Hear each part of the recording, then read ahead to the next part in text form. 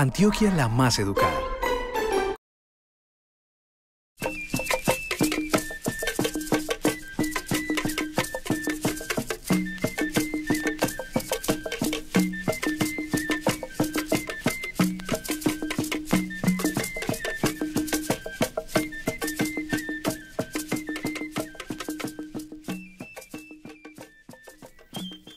Muy buenas tardes. Tengo el horroroso encargo de sintetizar 510 años de historia en 80 minutos.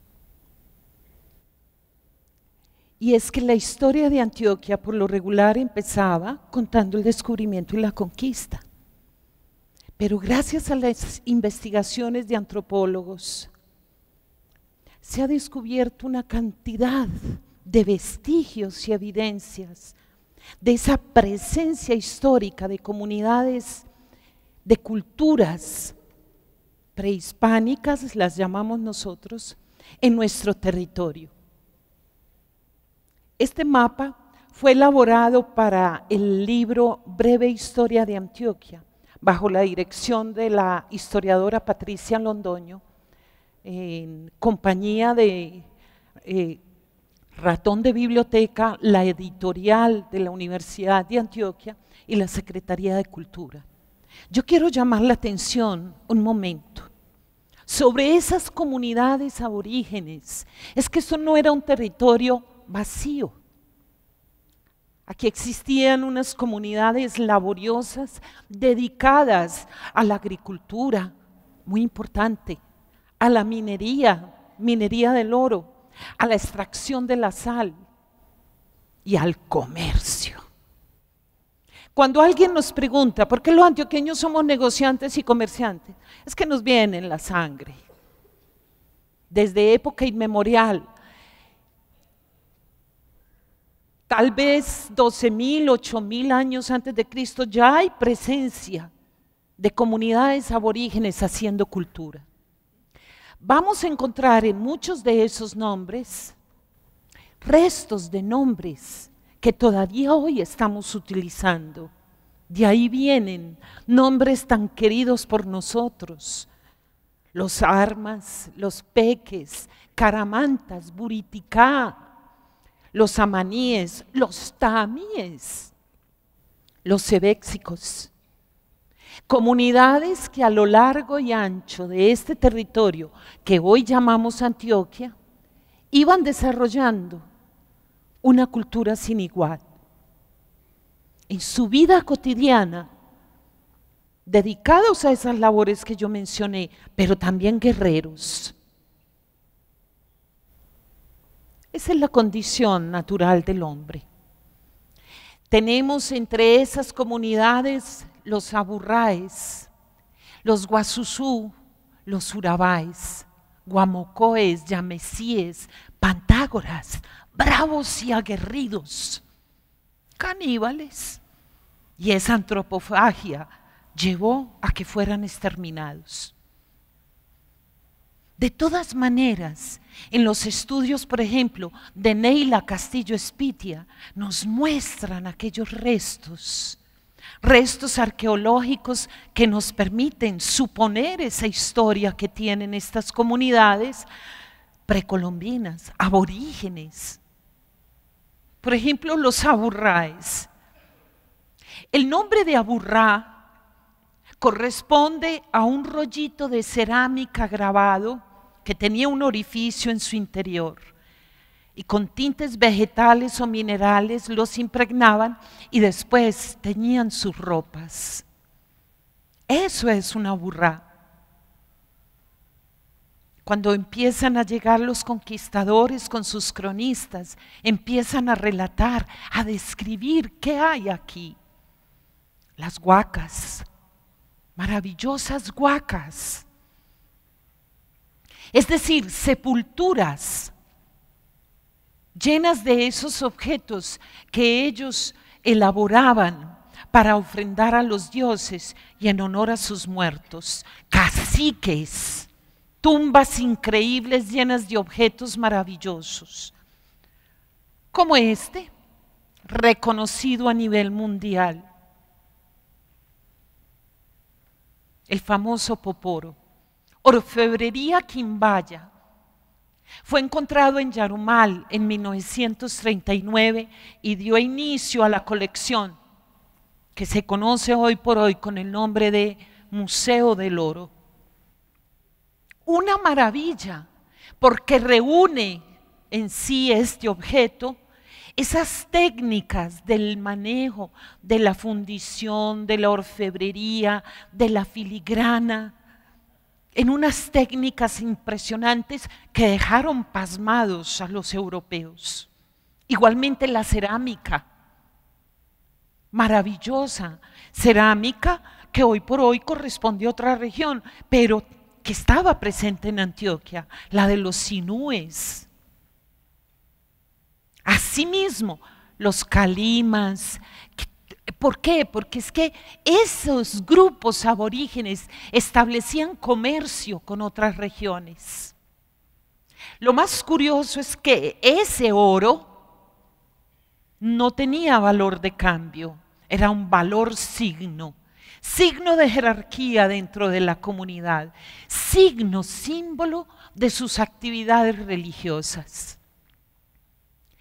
Es tan hábil ese comercio que se han encontrado las famosas águilas doradas en territorio mexicano y uno se queda boquiabierto pensando en los alcances de esas culturas precolombinas a las que los conquistadores denominaron salvajes. Es muy bueno recordar a esas comunidades, porque entre ellas, por ejemplo, hacen formas de resistencia muchas veces cruentas. Unos se van para el monte, se refugian en las selvas, por ejemplo, los chocoes. Por eso pervivieron. Hoy son los emberacatíos. Hay otras comunidades que dan la guerra abierta porque están entrenados, hombres y mujeres. Se conoce el caso de la cacica de Abeiba, que fue capaz de enfrentarse a las hordas de los españoles. ¿Quiénes eran los salvajes? Cuando estamos estudiando la historia de Antioquia, entonces conozcamos de esas comunidades precolombinas, esas comunidades prehispánicas, porque solemos despreciarlas sin entender esa gran riqueza cultural que nos han legado.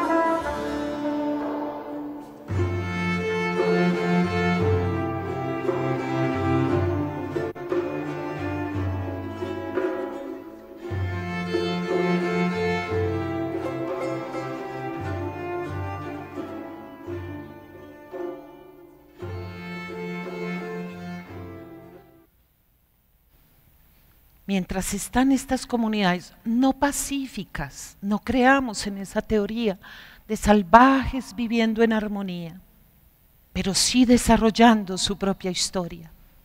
En Europa se mueve una necesidad impresionante, conseguir territorios en nombre de un rey español y conseguir almas para una religión monoteísta.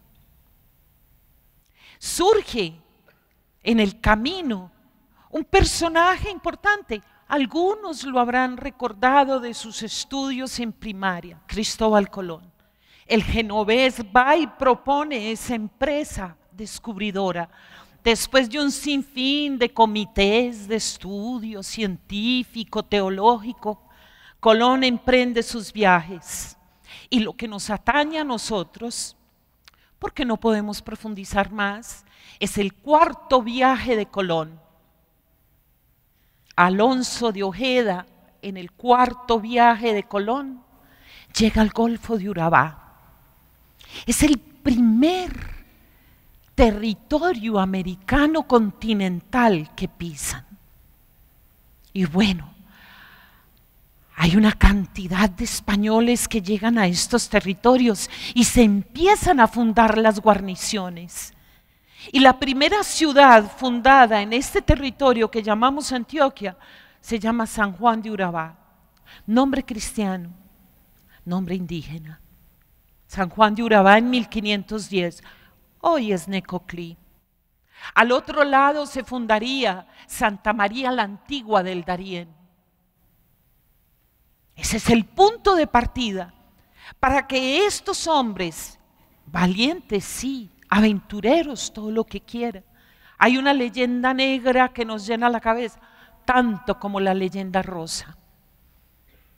Y es efectivamente este grupo de aventureros, no digamos más feo, pues, mejor así, que empiezan a desarrollar todo un proceso de descubrimiento. Vasco Núñez de Balboa, por noticias de indígenas, vea, es que más allá hay otro mar, y descubre lo que se llamaría en ese momento el Mar del Sur, Océano Pacífico. Estos españoles enloquecidos en la búsqueda del oro desbaratan las naves, cruzan el Istmo de Panamá y se vienen en este proceso de descubrimiento porque necesitan llegar a un territorio pleno de oro y llegan al Perú. Esos son los conquistadores llamados peruleros. Obviamente, por las costas del territorio que hoy se llama Colombia y en ese momento se llamaba Castilla de Oro, van bajando otros descubridores por el Río Grande de la Magdalena. Esos peruleros que van subiendo y empiezan a fundar ciudades con nombre indígena y con nombre cristiano. Sobre los asentamientos indígenas se van ubicando una cantidad de nombres: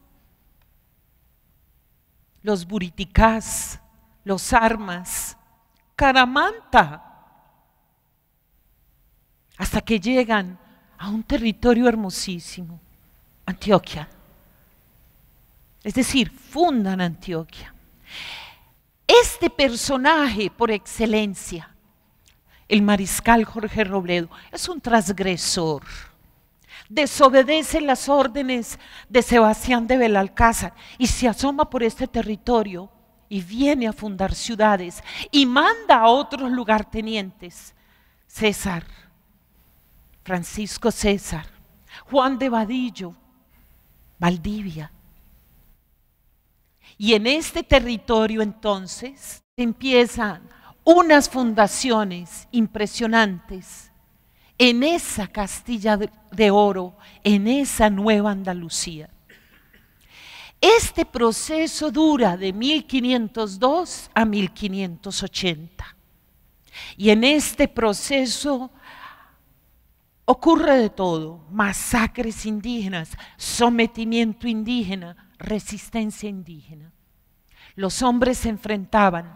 Nutabae, este cacique con su hermano, el cacique Toné, lograron reunir un ejército de 50,000 hombres para dar la batalla.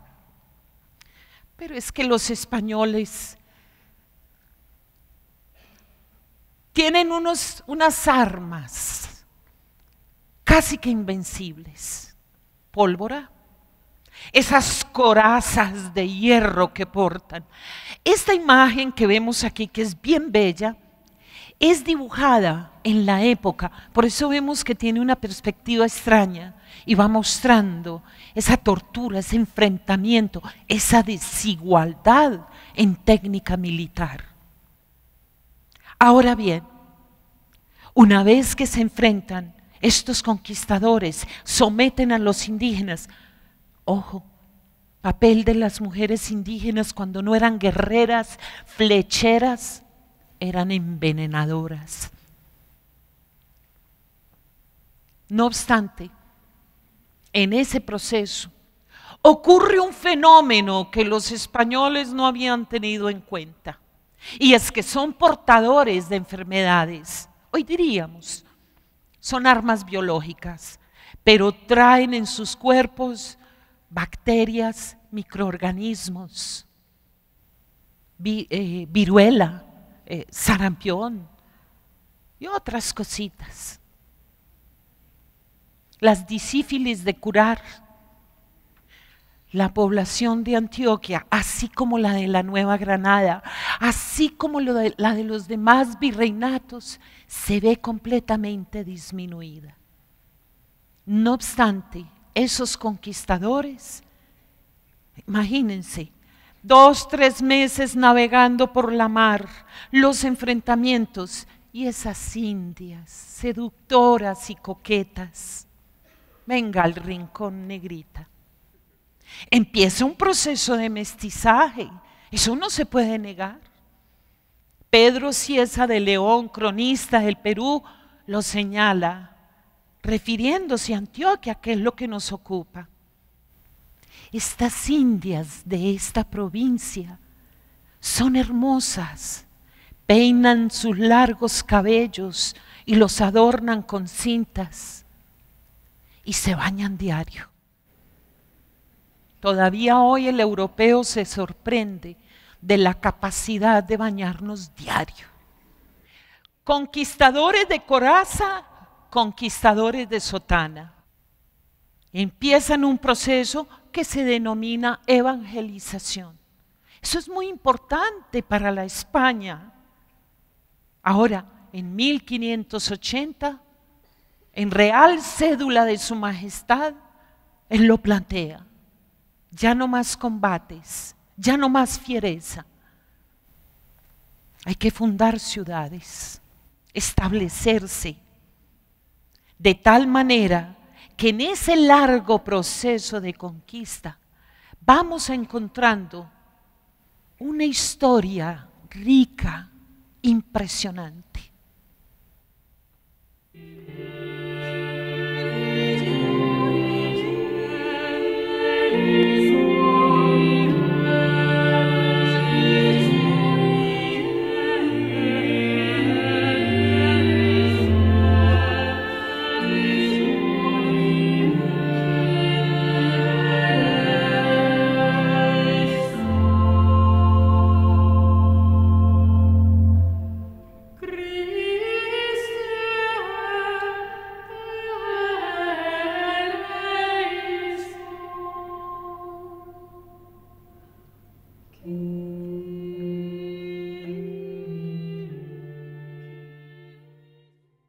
La colonización española en Antioquia. El español no vino aquí a trabajar, pero como se acabaron los indígenas, ¿a quién tenemos? Bueno, acabamos con los indios pobres, siervos, sin alma. Traigamos esclavos del África que tampoco tienen alma. De esa manera, la colonización está marcada por un proceso impresionante. Este es el territorio de la provincia de Antioquia, con un gobernador que muchos han oído nombrar, Gaspar de Rodas. Y esa gobernación de Antioquia es ante todo importante por su minería. De resto, no más. Es que a la monarquía no le interesaba esa tierra por allá tan lejos, tan difícil de acceso, unas montañas altísimas con unos precipicios espantosos, unos ríos caudalosos. ¿Quién se va a ir a vivir allá? Españoles empobrecidos que no tenían nada que perder. Aquí llegaron y se fueron instalando. Pero aquí llegaron los negros trabajadores de las minas. apresados, capturados en sus tierras africanas, embarcados en los navíos de la trata negrera, llegaban a La Habana, llegaban a Cartagena de India, donde eran vendidos y a trabajar en las minas de Antioquia. Se estima que la producción minera de Antioquia durante la colonia fue más o menos de 20 toneladas de oro. Eso es mucho. Hombres libres en sus tierras africanas, a ellos no se les preguntó si querían venir. No. Como dice un historiador, ellos no vinieron en la Pinta, la Santa María y la Niña. A ellos los embarcaron a la fuerza. Y cuando no obedecían a sus amos, eran tratados con toda la crueldad, porque eran objetos que habían comprado.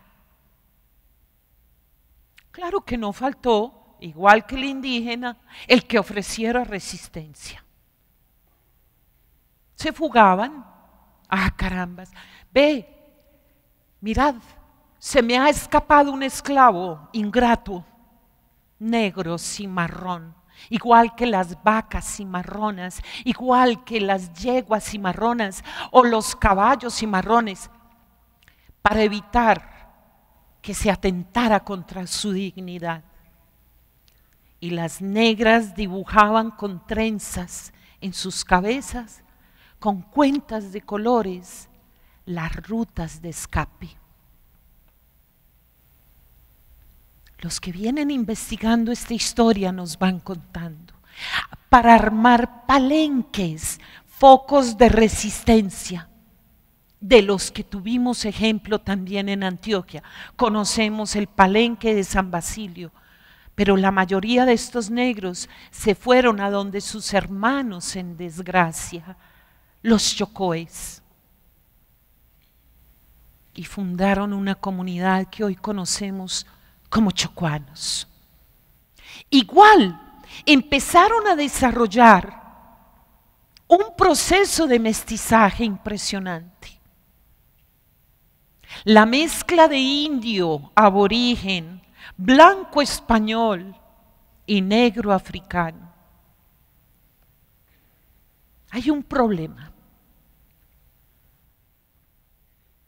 Bueno, blanco con negro, mulato, blanco con indio, mestizo, mulato o indio con negro, entonces da sambo, y entonces si se mezcla con un blanco es un cuarterón, y si no es un salto atrás, un tente en el aire. Llega el momento en que la corona española, cuando manda a sus visitadores, Francisco Silvestre, dicen que es este desorden de Antioquia. Se han mezclado tanto que no hay manera de catalogarlos racialmente. Nosotros decimos, la raza antioqueña. ¿Cuál raza antioqueña?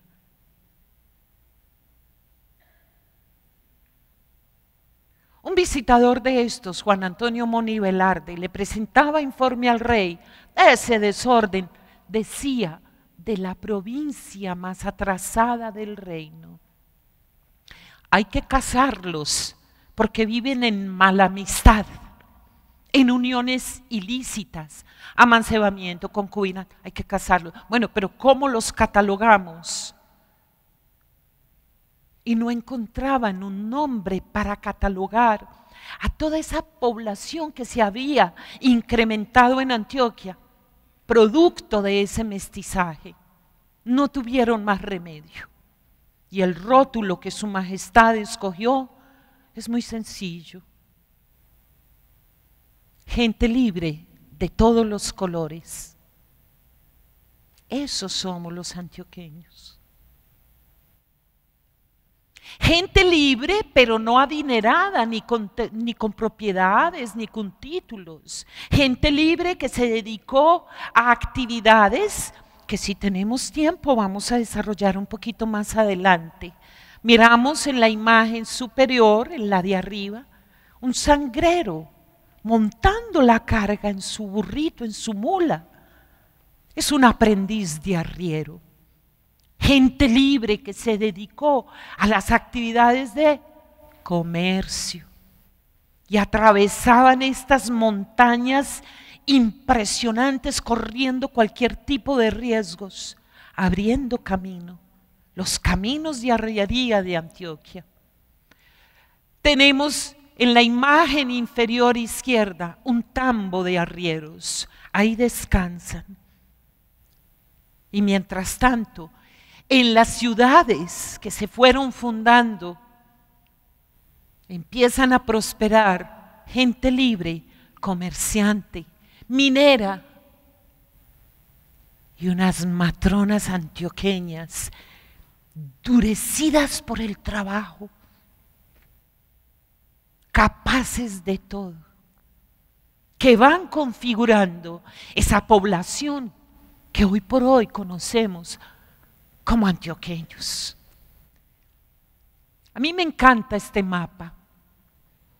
A todas estas, 2 de noviembre de 1675, por allá en la confluencia de la quebrada de Aná con el río Aburrá, hay un sitio de indios, se llama el sitio de Aná. Y es un sitio próspero, con tierras de pan y caballería, es decir, para cultivo y para ganado. Es un sitio próspero, con unas comunidades aborígenes calmadas, trabajadoras, que todavía extraen la sal, que se dedican a los cultivos. Y ahí, por real cédula también, se fundaría el puerto seco más importante. No quiero demeritar a otras ciudades, pero sería la villa de Nuestra Señora de la Candelaria de Medellín. En todo este proceso se fundan ciudades, un cabildo, por supuesto, una iglesia. Eso iría a configurar la religiosidad de los antioqueños. Los estudiosos dicen que esa religiosidad es fuerte, por lo menos hasta 1950. Y esa fortaleza le daría al antioqueño una manera especial de ser, tipos prácticos, individualistas.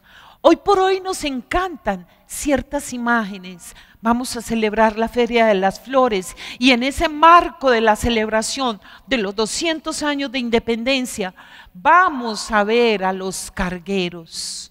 Ya no cargan personas, ya no cargan repollo y papas, cargan flores. Y eso maravilla a propios y extraños.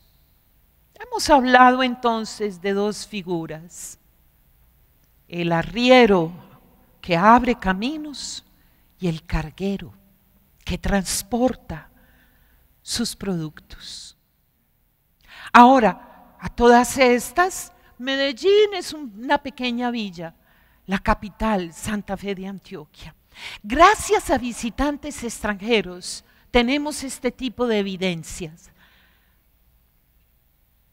Hay un personaje inglés, Charles Safrai, viene por este territorio en el siglo XIX y nos deja estampas de un arrabal colonial en Antioquia, Santa Fe de Antioquia, una calle colonial, Santa Fe de Antioquia. En ese momento nos puede parecer muy atrasado, pero por Dios, bajo la modernización y el progreso hemos tumbado capillas coloniales extraordinarias, porque el antioqueño es embelequero, le gusta lo moderno, eso está muy viejo y lo viejo no sirve, pero esa presencia colonial, espiritual de las iglesias ha venido acompañando ese ser del antioqueño. Hay una expresión muy española, y gallinazo que comía cuando perro no existía. Tuvimos que aprender entonces, digo tuvimos, pero los españoles tuvieron que aprender a comer maíz en vez de trigo, yuca, papa por supuesto, las famosas turmas. Y hay un mestizaje, inclusive en las comidas. Hay un mestizaje en las palabras, hay un mestizaje en las costumbres. Aquí hay un elemento importante que quiero mantener presente, y es esa labor permanente durante la colonia de la extracción minera en nuestro territorio. Antioquia se ha distinguido por eso. Son imágenes que nos muestran esa dura labor, tanto en las minerías de aluvión como en las de filón. ¿Qué es Buriticá? En lengua indígena es montaña de oro. Y esa extracción es hasta que se agotan los equipos, hasta que hay que idear nuevas maneras. Una tarea de esclavos. Cuando no están dedicados a la minería, están dedicados, por ejemplo, en este caso, a la caña de azúcar, la elaboración de lo que nosotros llamamos la panela. Esclavos que nos acompañaron, no sin ciertos rasgos de rebeldía, ay del esclavo desobediente, pero también casos muy interesantes de esclavos jorros que ahorraban, no me pregunten cómo, y compraban su libertad. En estas actividades coloniales que se van desarrollando, Juan Antonio Moni Velarde un día dice: ¿qué vamos a hacer con esta provincia más atrasada del reino? Educar no solamente a la élite, sino también a la gente del común.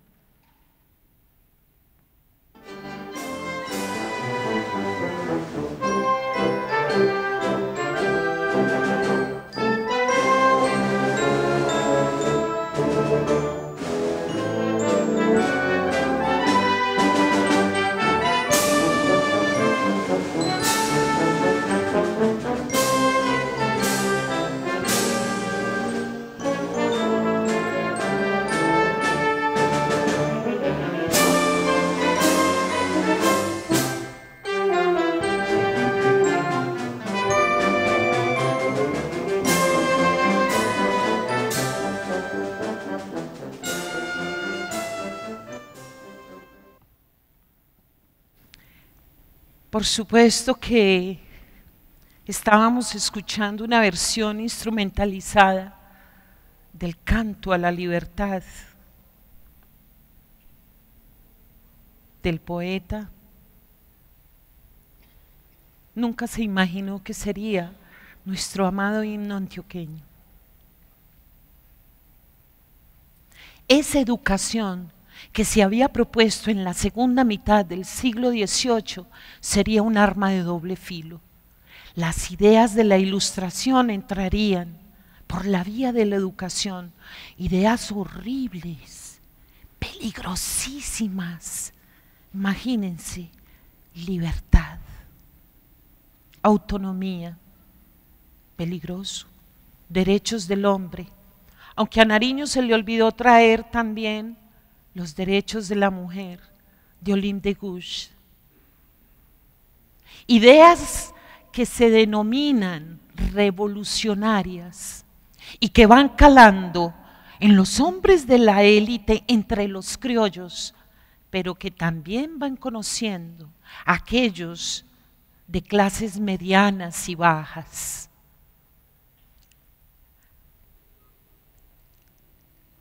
Hay una especie de antecedente que es importante mencionar. Los criollos están cansados de que los gobierne un rey al que nunca han visto.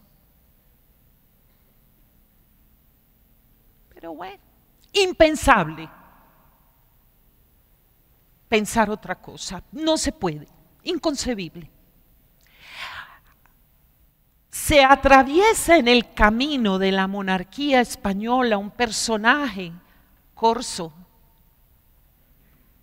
permisito, rey Carlos IV, que quiero atravesar el territorio español, porque quiero invadir Portugal. Y el rey Carlos IV, bien pueda, lo movieron del trono, usurpó el trono de España, encarceló al hijo Fernando VII, obviamente de la dinastía de los Borbones. Y España se vio de pronto con un rey francés al que no querían, al que no aceptaban. Diversas razones. Entonces empieza un movimiento de nombramiento de juntas de gobierno en España y de juntas de gobierno en esa América española. Sería larguísimo de contar cómo ese reguero de noticias por todo el continente americano, hablando de ese fenómeno de Napoleón. Cartagena toma la iniciativa en el territorio del Virreinato de la Nueva Granada. Mayo de 1810, Junta de Gobierno. Y después dijeron, un poquito más lejos, somos independientes. 20 de julio de 1810, ahí con el pretexto del florero, Junta de Gobierno. Y esa fue la mecha que empieza a prender toda una serie de reacciones de libertad, de autonomía, de independencia. Antioquia no se queda atrás. Hay un personaje, muchos saben, vamos por Juan del Corral, vemos la escultura de Juan del Corral. ¿Quién es Juan del Corral? Por Dios, los antioqueños estamos llamados a conocer nuestra historia. Juan del Corral es un comerciante momposino que vivía en Santa Fe de Antioquia, un hombre inteligente, que junto con otro grupo de hombres también arman la Junta de Gobierno. Bueno, ahí está la cosa, pero él va más allá. Juan del Corral, que en su momento llega y dice, ¿cuál? Seamos libres e independientes, alejémonos de ese monarca.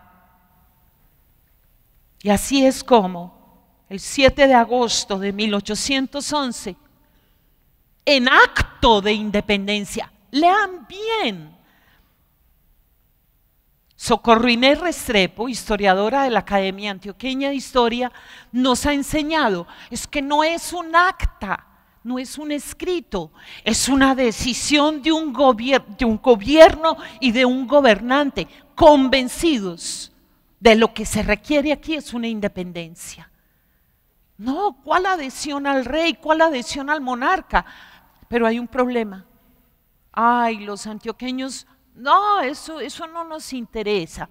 A nosotros lo que nos interesa son nuestros negocios y nuestro comercio. Por Dios. Y ese acto de independencia incluye al que sea indiferente, lo obligamos a abjurar de su rey. Esa historia es interesante. Es más, cuando empieza el proceso dizque de pacificación de las colonias, mandan unas maravillas de pacificadores. Pablo Morillo, que a sangre y fuego va atacando las poblaciones, nos manda una joyita, Antioquia, Sámano. ¿Qué encuentra Sámano cuando llega a las poblaciones antioqueñas? Allá los antioqueños ocupados, echando cuentas. Vea, y ustedes no van a pelear. No. ¿Qué necesita? Que le juren lealtad al rey. Bueno, listo, le juramos lealtad al rey. En contravía de la idea de los más educados. De hecho, en este proceso hay un personaje importante para resaltar. Desde los 15 años formaba parte de las huestes o las filas libertadoras. Ese estuvo convencido hasta el final de sus días de lo que eran las palabras libertad, autonomía e independencia. De tal manera que José María Córdoba no es el arquitecto del aeropuerto. Es que eso contestan. Es un personaje que en la vida de los antioqueños, por Dios, tenemos que conocer. A mí me encantan estas imágenes tomadas del patrimonio documental del Archivo Histórico de Antioquia, que es nuestro Archivo Histórico de Antioquia. Ahí están estas imágenes, nos muestran uniformados los reclutas y de hecho mejor el uniforme de aquellos que conformaban la banda marcial. Y hay cierta resistencia de parte de los antioqueños para dejar reclutar a sus hijos, porque hay un fenómeno: las guerras de independencia no se lucharon en Antioquia. ¿Quién va a ir a luchar allá a esos precipicios, a esas cordilleras, a esas selvas impenetrables? No, la lucha se hizo en otro lado. Y sin embargo, cuando pasaba José María Córdoba, conoció el compromiso de muchos antioqueños y de varias antioqueñas. El símbolo de esas mujeres aguerridas que en las tertulias patrióticas habían escuchado hablar de libertad.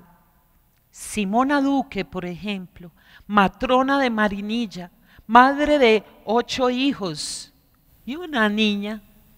Cada que pasaba José María Córdoba enrolando muchachos, no los escondía. Iba sacando muchacho tras muchacho.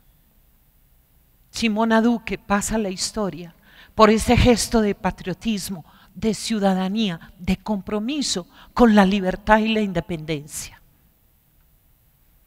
Ahora bien, hay que sacar a los españoles del territorio antioqueño.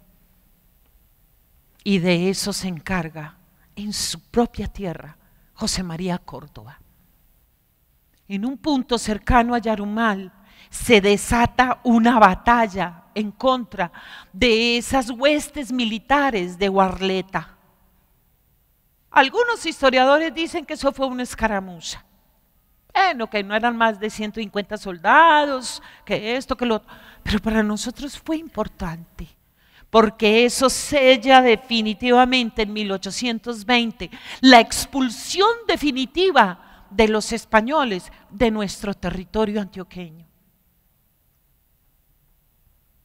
Hay un personaje al que quiero referirme. Esta imagen que se conoce como Antioquia Libertadora. ¿Ve? ¿Por qué una mujer? Bueno, a Antioquia se la ha representado como una matrona indígena, como una mujer recostada en las montañas, como una mujer guerrera. Esa mujer guerrera no es otra sino Ana María Martínez de Nícer. Una chica sonzoneña vio un día pasar por el frente de su casa un sueco, Peter Nícer, médico mineralogista. Bueno, los europeos a qué vienen, a sacar oro. La historia es hermosa. Y Ana María Marucha le decía a su padre: ay, miren ese mono, ay, yo quiero ese mono para mí. Ventaneando se enamora del sueco y se casa con él. Es que las antioqueñas son fregaditas. Pero hay un problema en esa construcción de república. Se logró la libertad y nos encartamos con ella. Y empiezan las guerras entre civilistas, militares, santanderistas, bolivarianos, clericales, anticlericales, liberales, conservadores, y los liberales le secuestran el marido. Y ella era una mujer de armas tomar, como cualquier antioqueña que se respete. Dice la historia entonces que una noche se corta el cabello, se cose un uniforme militar y convence a su tío Braulio Henao de que la lleve. y participa en una guerra espantosa, la batalla de Salamina, en el contexto de la guerra de los supremos. Pero se ha convertido en una figura simbólica de una Antioquia que lucha o que debe luchar por la libertad, por la autonomía y la independencia. Esto que ven tan hermoso aquí se los quiero explicar con detenimiento.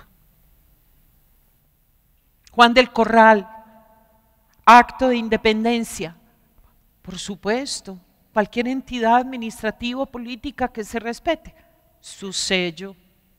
Y este sello es espectacular. Mírenlo con atención. República del Estado Libre e Independiente de Antioquia. Y esos son unos simbolitos de unas cuantas ciudades que hay en el territorio. El árbol con el cuervo, símbolo de Santa Fe de Antioquia, capital de la provincia. La torre, el símbolo de esa pequeña ciudad de Nuestra Señora de la Candelaria de Medellín. Ese león, ahí está muy estilizado, pero es un león aguerrido, levantado sobre sus patas y mira hacia atrás, símbolo de Río Negro. La otra ciudad importantísima, Marinilla, dos manos entrecruzadas así. Luego, abajo, un haz de trigos que configuran el símbolo de Remedios, Zaragoza, Cáceres, San Bartolomé, Yolombó y Cancán. Esas son las ciudades de Antioquia. Una vez lograda la independencia, esas son las ciudades de Antioquia. Ahora nos tenemos que aprender 125 nombres, hágale pues. Antioquia, la matrona indígena. Buscábamos y rebuscábamos el escudo de Antioquia. ¿Lo entendemos? Es una matrona indígena, pero que se está poniendo el gorro frigio, el gorro de la libertad. Y está sentada frente a una montaña de oro. Vuelve la reiteración. Se supone que está dentro de dos palmeras. ¿Qué hace ahí ese racimo de bananos? Miren ustedes, menos mal que están pintados correctamente. Imagínense que en un billete de Costa Rica los bananos que cuelgan de una bananera están pintados hacia abajo, y fue que le encargaron el asunto y la tarea a un pobre francés que se equivocó y los bananos no crecen así. En tal caso, cruza al frente de la matrona un río caudaloso. Pero ese símbolo de Antioquia nos recuerda permanentemente una Antioquia fuerte, poderosa, una Antioquia grandiosa.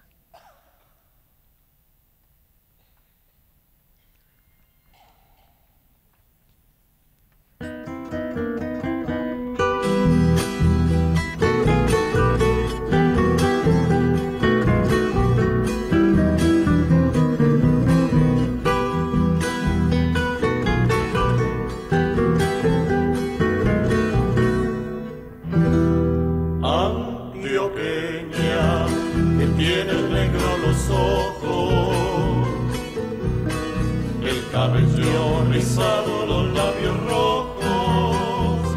Antioqueñita, antioqueñita, la palma del desierto. Construir república, construir ciudadanía, se hace con una base fundamental, la educación. Y ese sería el propósito de una gran cantidad de personajes. Empecemos por un elemento, un problema. Antioquia está aislada geográficamente de todas las demás regiones de esa Colombia naciente. ¿Qué hay que hacer? Caminos, no tiene sino los caminos de arriería, la ruta del Nare, la ruta de Santa Rosa de Osos, la ruta de Popayán. Pero es que llegar a Medellín o a Marinilla, a Río Negro, eso es la cosa más difícil del mundo. ¿Qué tenemos que hacer los antioqueños? Eso fue un quebradero de cabeza para sus gobernantes. Imagínense ustedes tener que atravesar los ríos a punta de tarabita. Ya habíamos hablado de otros personajes, los excelentes constructores de caminos, los arrieros. Ay, hoy hemos idealizado desde la nostalgia esa figura, lo mismo que la figura del carguero, pero se nos olvidan las penalidades, todo lo que tuvieron que pasar. Claro, el arriero es para nosotros significativo, pero no es un arriero solitario.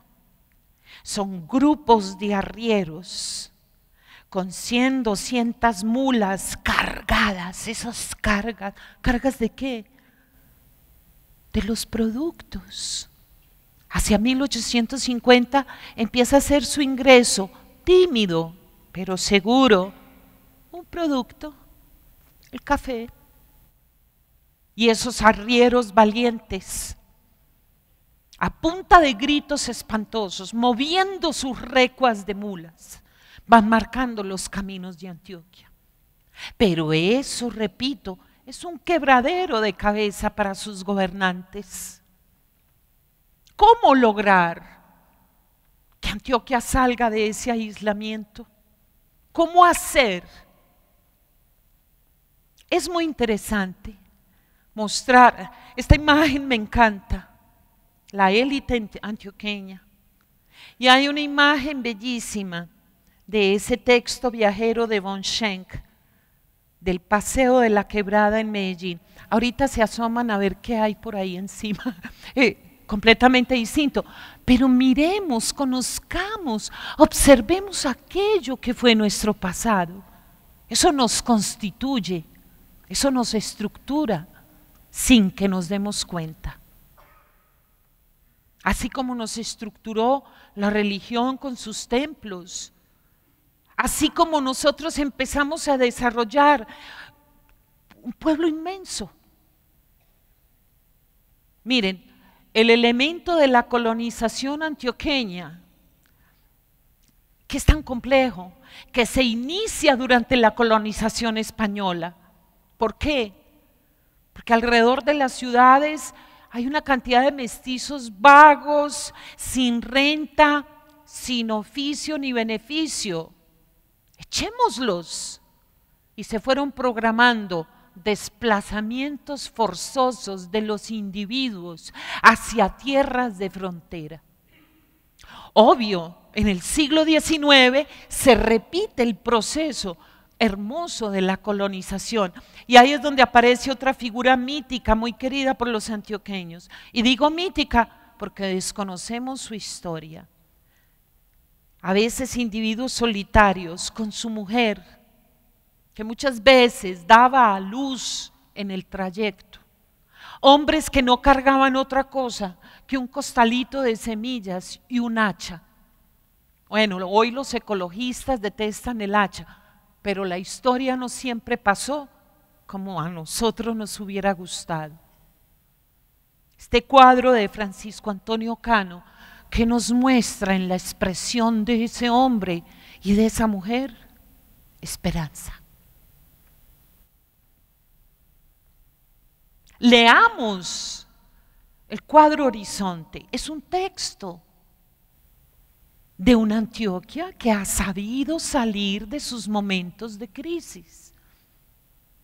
Obviamente, esa colonización que empezó en el siglo XVIII, que tiene otro movimiento colonizador a comienzos del siglo XIX, que hacia finales del siglo XIX y comienzos del XX funda en el suroeste infinidad de ciudades que después se desgajan en otros departamentos.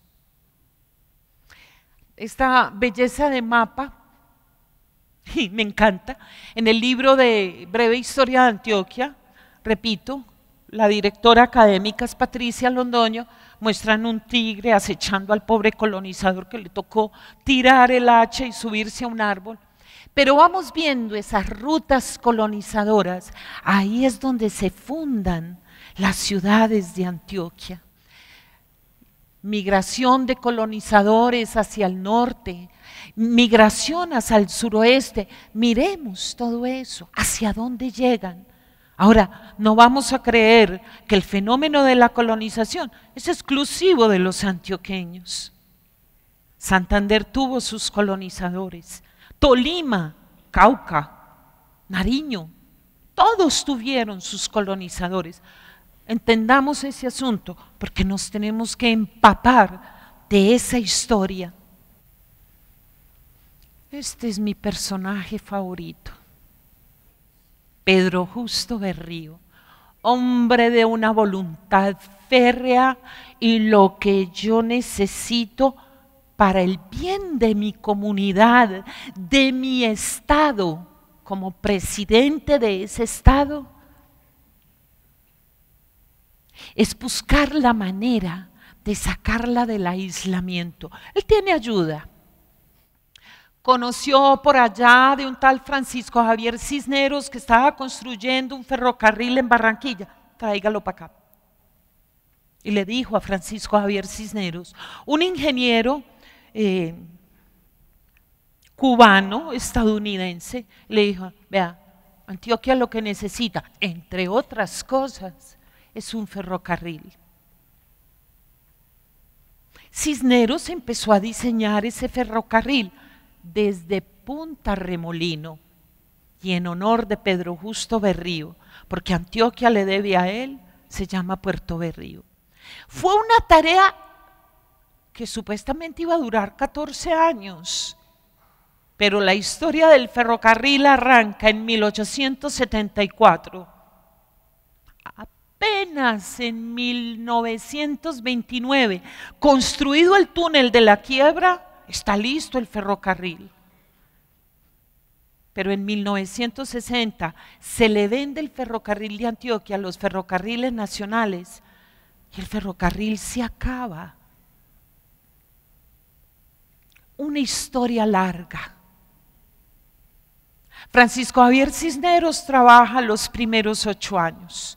Hacia 1881 dice, vea, les entrego ese chuzo, no quiero trabajar más, fíjense a ver a quién consiguen. Pero es que Antioquia tenía quien dirigiera la obra magna. Sin el ferrocarril de Antioquia, Antioquia no sería lo que es hoy. Muchas veces se consiguieron fondos, esto es un bono del ferrocarril de Antioquia. Los antioqueños se sumaron a esa empresa prometedora, difícil como ninguna, y se comprometieron con ese ferrocarril. Sin el ferrocarril de Antioquia no hubiera sido posible un desarrollo industrial como es el que nos marcó a comienzos del siglo XX. Ahora, eso no es lo único. Pedro Justo Berrío le apuesta ¿qué? A la educación. Y es una educación que no solamente tiene que ver con el ingreso de monjitas, que tiene que ver con la escuela de minas que va a surtir de ingenieros ese ferrocarril de Antioquia. Por ejemplo, ese famoso ingeniero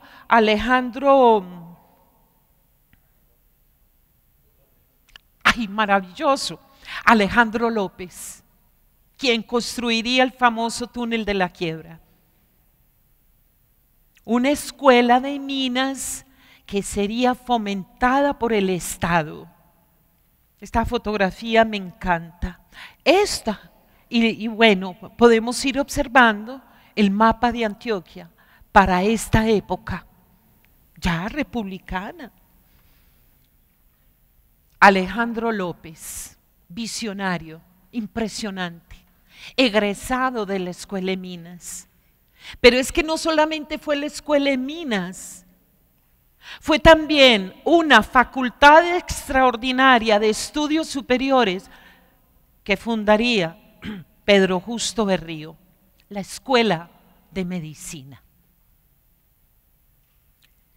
La historia de la medicina en Antioquia está lleno de nombres de médicos insignes que trabajando con las uñas lograron desarrollar aquí una medicina que es reconocida internacionalmente. Ya les había mencionado, hacia 1850, un presidente fugitivo por andar guerreando con Mosquera, se le perdonó la vida y fue desterrado a Costa Rica, Mariano Espina. Bueno, y cuando vuelve y se le perdona, se le levanta el destierro, trae café y manuales de cultivo de café. Eso sería importantísimo. Tenemos facultades de minas, facultad de medicina, ferrocarril y cultivo del café.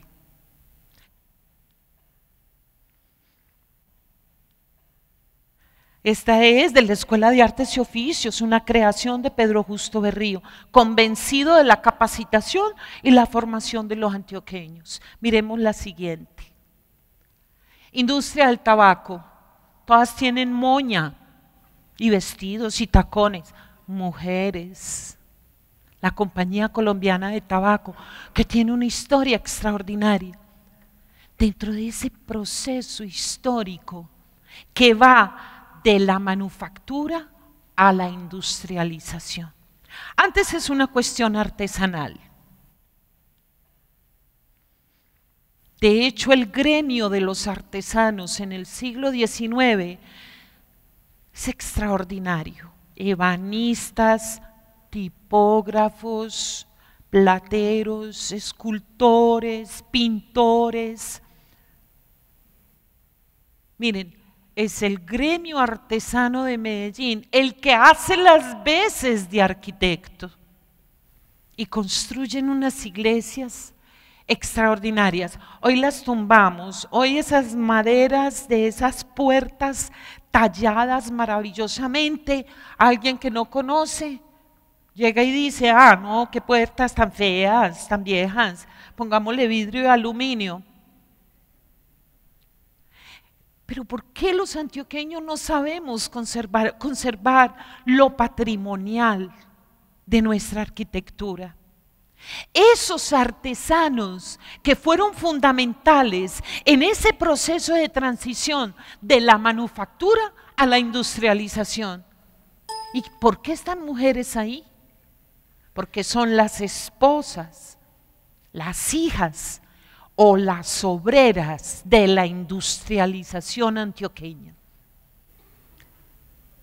Yo amo profundamente Antioquia porque la conozco desde su historia. Conocer historia no significa comprometerse con el pasado, sino comprometerse con el presente y el futuro de los antioqueños. Para mí, conocer la historia de Antioquia significa un compromiso ciudadano, una ética civil. Significa un compromiso y una responsabilidad autónoma desde una conciencia ciudadana, libre e independiente. En últimas, es que somos mestizos libres de todos los colores. Muchas gracias. Antioquia la más educada.